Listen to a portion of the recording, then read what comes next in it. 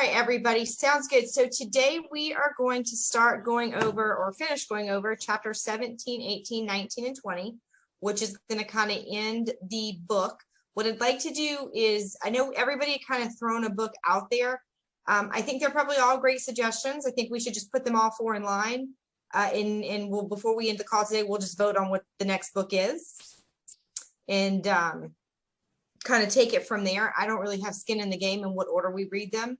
I do think Davin's kind of went along with the habit forming process. So it might be common sense wise to do his book. And then I think Steve was interested in doing his book. He had some passion there. So maybe we'll do his book next and then yours. And then whatever one I suggested, I can't even remember. I have to go back and look at my notes. But anyway, so chapter 17, how an accountability partner can change everything. So something that I found in there that was eye-opening was never miss twice, right? Like have that accountability partner, but make sure that if you do miss something that you don't miss it a second time. So Craig and I have started our paying ourselves, right? The instant gratification for those things that don't show instant gratification. Craig has committed to putting X number of dollars in his owner K, which is like a 401k for a self-employed person, if you don't know. And so every day he actually physically goes in and moves a dollar amount over. And at the end of the month, whatever he's moved over into his account for the owner K, he pays himself that same exact amount to go on a trip. So at the end of the year, right, at the end of the year being, we started in July, so July next year, we should have probably close to about $10,000 set aside for a vacation between what we're both doing. And I missed a workout one day this week or one day last week. And I was traveling. I was not being lazy or whatever. And then I had a day just get away from me, and 10 o'clock did not sound like a fun time to go on my walk with my dog. But I made sure I didn't miss it the next day. And both times I missed it, the next day, I found I didn't make it as big of a priority, and it would have been super easy to miss. So that was kind of like my biggest takeaway was never miss twice, right? Because missing it twice makes it easy to fall back into that habit. What about you guys? What was your biggest takeaway from just kind of talking about the accountability partner and how that would make a difference in your tasks? So I feel like an accountability partner actually makes it a little easier. So I guess at this point I've had two, so Lexi and then Laura. But I know like when Laura, when we were doing, I think it was like wake up at 5:30 every morning. It was like I wasn't missing a beat. But then at the same time, it's like if I did miss a day, I would turn right back around to get on it. Because I mean, if you really think about it, once you've done it twice or more, now you're forming another habit. And it's like, okay, well, it's almost like you're unraveling your progress. So, but I think the accountability piece is huge. And then the two times, it's like once it's two times, it's a whole nother habit, so you got to bring it back in line.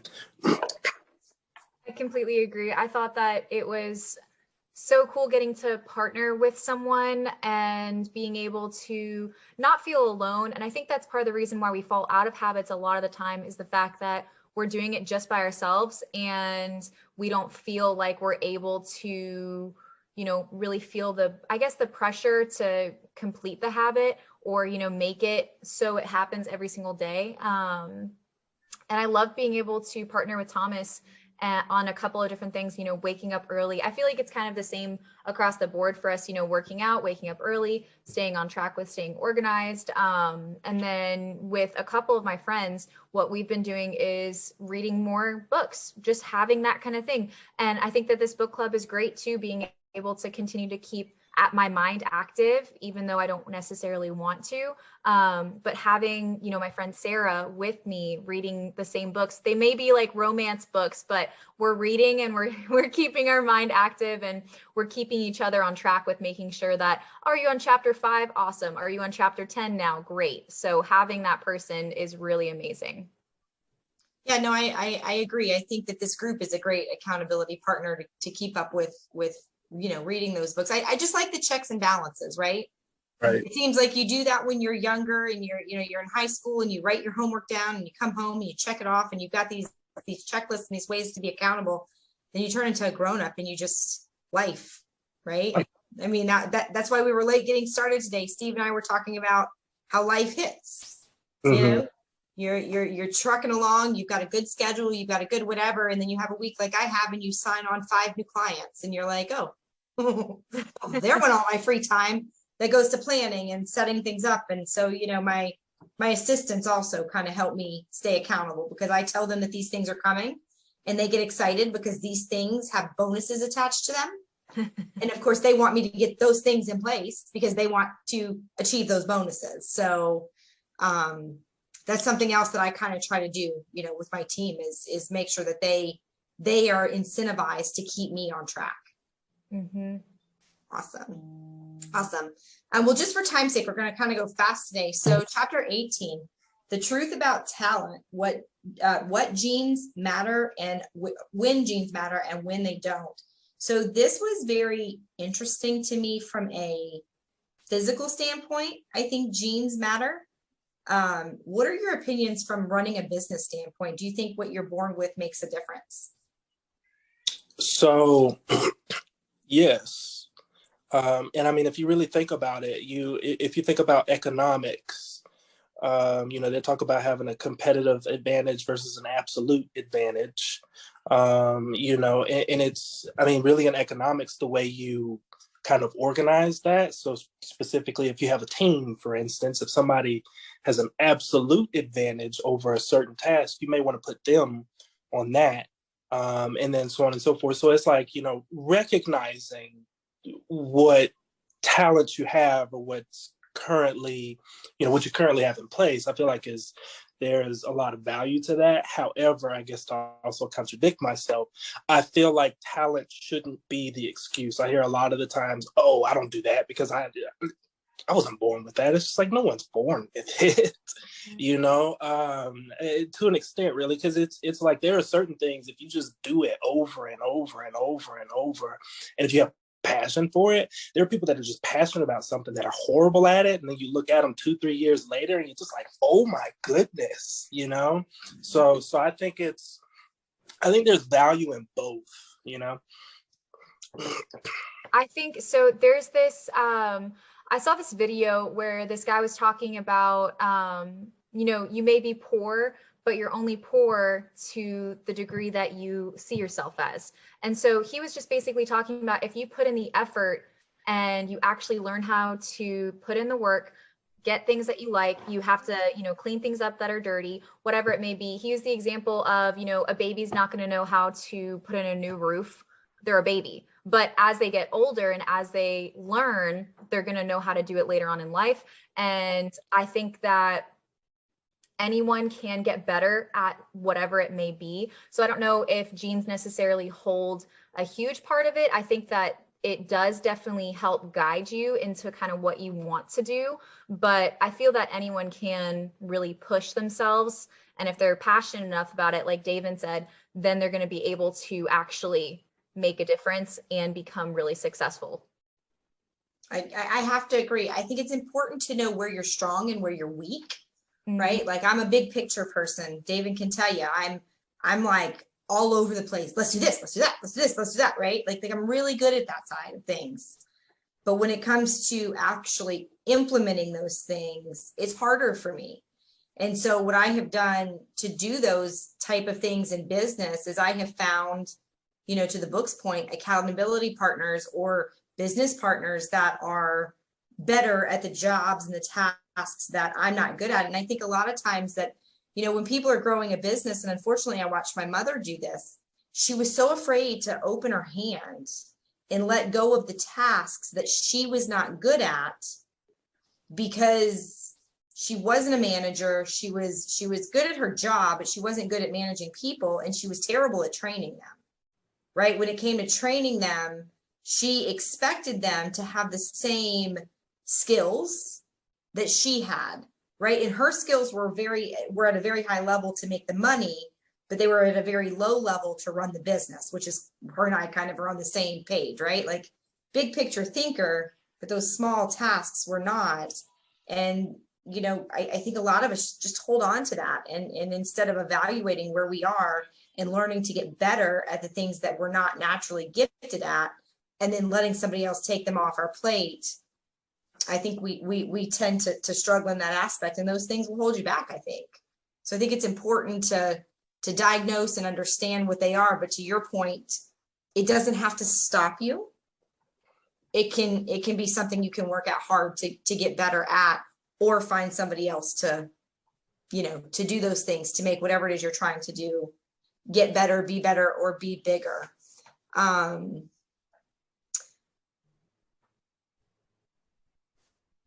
See here. All right. Chapter 19, how to stay motivated in life and work. The only way to be excellent is to become fascinated and do the same thing over and over and over again. What would you guys take on that? I loved being able to look at what my habits were and figure out ways to make myself more excited about them and continue to keep going after them, and making sure that it's not something that I feel like I have to do, but that I enjoy doing. And we talked about it in the previous chapters about how you get to do this. It's not I have to, you get to. And I think it was kind of a building block from there with chapter 19 because of that. And I loved it. So I think looking at my habits, seeing what I needed to do differently to keep myself motivated, especially with working out. I think this last week, I've definitely dropped the ball on that, unfortunately. I'm picking up everything that my amazing husband did for me, and I didn't realize how much he did for me. So taking up all of those things and actually, trying to still fit in everything else that I was doing. So, I get to take care of him, I get to take care of the house, and I get to continue to keep working out and taking care of myself.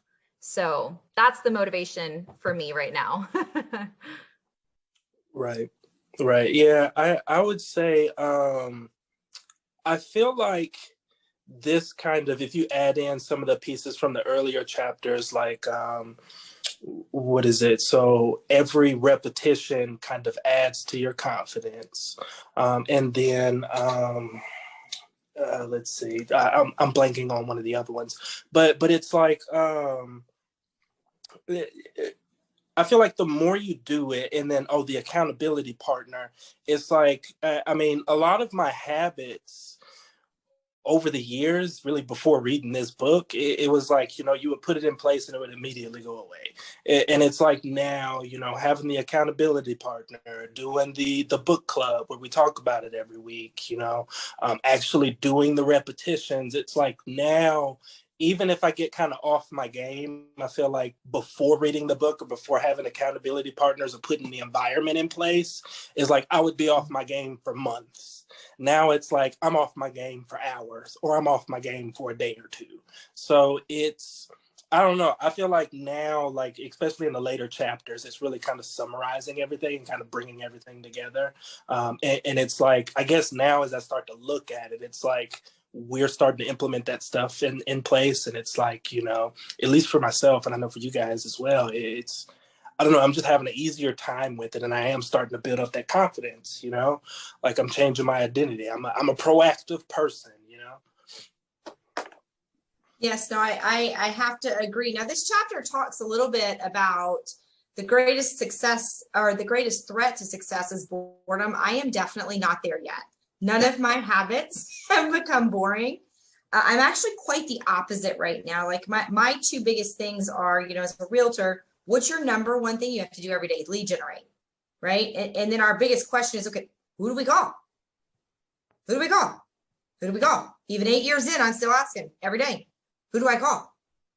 And so now that we've set up a system within our company, my system now holds me accountable, because when I open KV Core and there's not a zero at the end of the day to the contacts that I need to be making, the people that I need to be calling, that I need to be touching, like I look at that and it actually gives me a huge pit in my stomach. And then if I don't, in the morning or the afternoon, go and do my walk, it's like, oh my God. But I will tell you, I was bored ordering groceries the other day. So maybe it has set in a little bit, because we, at home, what we did was we created a food calendar, right? Like, what are we going to eat every day? So we know breakfast, lunch, and dinner. Sunday dinner to Thursday lunch. We know every meal, and that's how we order our food. And by doing that, it's actually reduced my budget for my food by almost $400 a month. Wow, it's amazing. Mm-hmm. We are not throwing away any food at the end of the week at all. Like maybe a strawberry, which I don't know why we would not eat just one strawberry, but maybe a strawberry. But I will say that sitting down on Sunday, I was like, well, this is not fun. But it was quick, right? So it was something that was a lot less painful than having to go to the grocery store and, oh, maybe we'll have this, maybe we'll have that. But my other habits, they have definitely not lost their satisfying or their, I'm not bored. I'm definitely not bored. Are you guys feeling any boredom? Are you feeling any of that yet for any of the habits you're forming?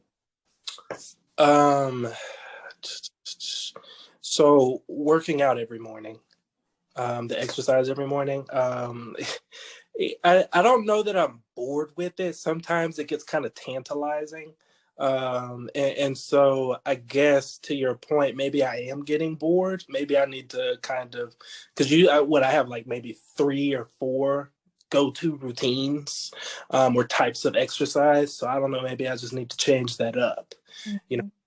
I don't know, maybe that'll take the boredom away and it'll be a little easier to just get up and go at it. Because I know at one point it was like, I didn't even think about it. I just rolled out of bed. Next thing you know, once my mind's actually kicking in, I'm finishing my exercise and I'm like, oh, what happened? Now it's like, exercise now? So yeah, that's a good point. Probably that one for me. Okay. Yeah, I think the thing that I struggle the most with is just feeling, I think, overall exhausted at different points. Because, I was so excited about building new habits. I think I just put too much in all at once. And so what I'm needing to do now is slowly start adding more in as the weeks go on. And I feel more confident within the habits that I already built. But within being bored, I don't think that I've gotten to that point just yet, which I'm grateful for. But I know that it will happen. I think it probably will end up happening with the workouts too. I think I need to change up, stuff before I get bored so that then, it doesn't seem like a dreading kind of feeling going into the gym. But yeah. Gotcha. Yeah, no, I agree. Working out is definitely one that can get boring fast. I find if you pair stuff together, like I listen to my book a lot of times when I work out. So, or I'm training my dog, right? And we're on a training walk and we may walk 2 or 3 miles, but we may sit and stare at a deer and not be able to move for a while. So, trying to keep it exciting. All right. So the downside to creating good habits. Now, when they said this chapter, I'm like, where could there be a downside at all? And it was like, okay. All right. Okay. I can kind of get behind some of these points. All right. So check in to make sure old habits are still serving you. So I think that was probably one of my biggest takeaways is a habit can go from good to bad, right? And so like I look at my accountability for tracking my system right now, the habit that I'm trying to form is just track my food, right? Like my macros, my micros, and my calorie intake is all set. But my objective is to just, hold on one second. I apologize. This is my child. Let me make sure she's not in an accident. Y'all can keep talking. Okay. So how's your day? So, let's see. So she was basically talking about the dangers of right. So when a habit kind of starts to turn bad. So an example that I was kind of thinking of is so I get up pretty early, a lot earlier than I have ever really in the past. Mm-hmm. And there are times where I'll still stay up late. And so I feel like every now and then I'll get into a crux and it's not really last more than a week. It's usually like 2 to 3 days, but it's like I'll almost be running around like a zombie because I'm still going, I'll go to bed late, whether it's I'm working or I had something else to do, I was cleaning up, whatever. And then I'll wake up still at 5:30 because it's a habit. Mhm. And I'll roll out of bed and I'll be like, oh my gosh, what is going on? And so sometimes I kind of wonder to myself, okay, so the habit started off good and fantastic, but now, if I don't have like an alternative, I start to question, is it messing with my health? And so I don't know. Really, my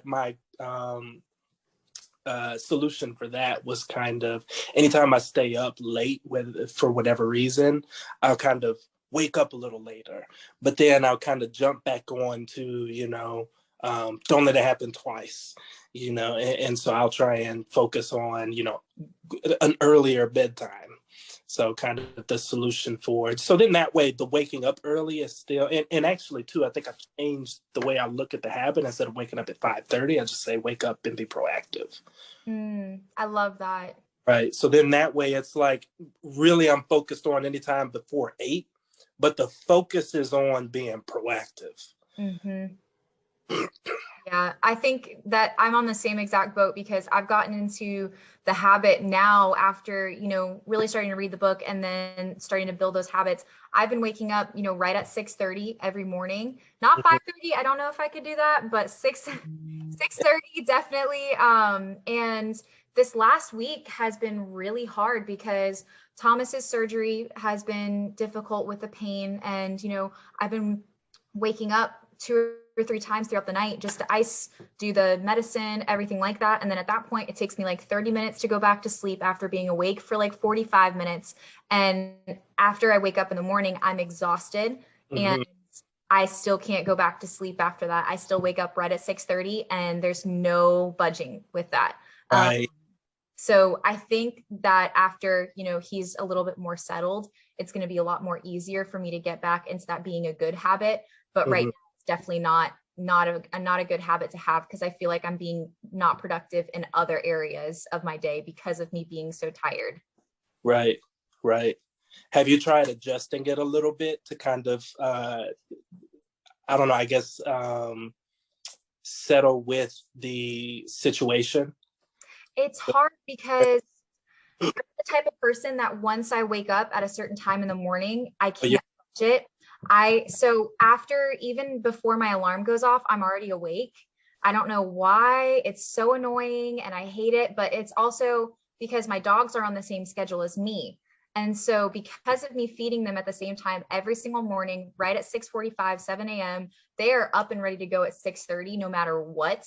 So even if I'm able to sleep in just like a little bit, it still doesn't matter because my dogs are still up and ready to go. So it's good because it keeps me in the same, schedule each day, but I still feel that, exhaustion by the end of the day. And I feel like I haven't done as much as I probably should because of me being so tired. So I think I need to figure out a different way to do it. But if you have any suggestions, I will definitely hear them. Absolutely, yeah. It's funny that you talk about the dogs because I almost kind of see them as accountability partners in a sense. Because to your point, it's like, Riley, whenever I wake up, I'll feed him as well. So it's funny because when I first implemented the 5:30 a.m. habit, it was like I would wake up and he would look at me like, wow, this is too early. Yes, yep. And so now it's like he'll be up and ready. He'll be in his cage just chilling, like, oh, when is this guy gonna come out? Yep. And he'll be ready to walk, he'll be ready to eat, he'll be barking if you don't take him out. Like, so I'm like, oh wow, okay, this is a real accountability partner now. Yep. That's so funny. Well, what I was saying before my child called me was, for me, I think that when you get into a habit, if you get stuck in a rut, like, my exercise right now, my objective is just to track my food. I'm not, if I hit my macros, if I hit my micros, if I hit my calorie intake, great. But the habit is trying to just track it. And if I was to leave that as the only habit, I really wouldn't actually achieve the goal. And for me, that's kind of what I was hearing a lot in this chapter was, you gotta take baby steps, right? Eating an elephant doesn't happen in one big bite. It's baby bites, one bite at a time. But once that bite's done and you've swallowed it in your belly, you have to take another one. You have to take the next step to increase that skill to the next level, because these habits help you obtain something. But I firmly believe that when you hit that ceiling, if you don't find the way to break through it, you start dying, right? If you're not growing, you're dying. So for me, that was kind of my biggest takeaway from this chapter, was you really have to stay focused and pay attention to, are you obtaining the goals that you're wanting to obtain with the habits that you put in place? Because those habits at some point, while they're helping you work towards something, may not actually get you to the end all be all objective. Right. Yep. So, well, guys, for the sake of time, since we got started a little bit late, it is 12:17. Does anybody else have anything else to conclude on the book? Any final thoughts? For me, it was a great book. It was a great book club. I'm very thankful for you guys that you guys logged in every single week. I think we all made it, with the exception of maybe Steve the first week. I think everybody else was able to. I missed 1 week, but yep, accountability from me. I love the book club. I'm really excited for Davin's book. I think that's going to be the perfect way to come out of this one and go into the next. And it'll be really cool to see how our habits and everything shift, even if we're not talking about habits with the several books ahead of us. I'd still love to keep in contact about what we've seen and the growth and everything. I think that would be really cool, just to be able to still talk about that. Yeah, Right. no, I agree. I totally agree. David, remind me, what was the title of the book again? 7 Habits of Highly Effective People. Sorry, I'm about to clean that up. I was on a Zoom. I just made Jordan take her home. Yeah, I don't know. She's had an upset tummy for 2 days. Sorry, okay, I'll be off in like 60 seconds. Sorry, my office mate just walked in. There's a big old pile of dog vomit on the Oh no. It happened on our call. I couldn't get up. Oh, anyway. I am like 900 shades of red right now because I'm so mortified. Oh man. That is so funny. Anyway, way to end the last call, right? Dog vomit. Love that. Leave it to me. 7 Habits of Highly Effective People is what we're going to read, right? Yes. Okay. Yeah. Leave us a little bit longer of a book, so maybe we can talk about how to break that up on the calls at some point. So my goal is to look through the book this weekend, if that works. I'll send out an email by Sunday night to let you guys know what the expectation is for the first week. Awesome. And I'll tell you how I measure it. I look to see what the chapters time frames are, because I usually listen for about 30 minutes a day. And so this book, for me, I actually was able to listen to a lot of the chapters 2, maybe 3 times, because they were so super short. But I will definitely be kind of monitoring that. And so I'll send that out Sunday so that everybody knows where the expectation to be is by Friday. And then what we'll do next week is, when we log in, we'll just kind of take everybody's temperature at the beginning of the call and see if we made it through page whatever or chapter whatever. Does that work? Awesome. Yeah. Perfect. Okay, so I'll take care of that. I'll have that out by Sunday. Otherwise, great job, guys. This was so much fun. I'm so looking forward to our next book, and I'll see you guys next week. Have an amazing weekend. Looking forward to it. You too. Bye, guys. David, I'll see you at 1:30. Okay, sounds good. Bye, honey.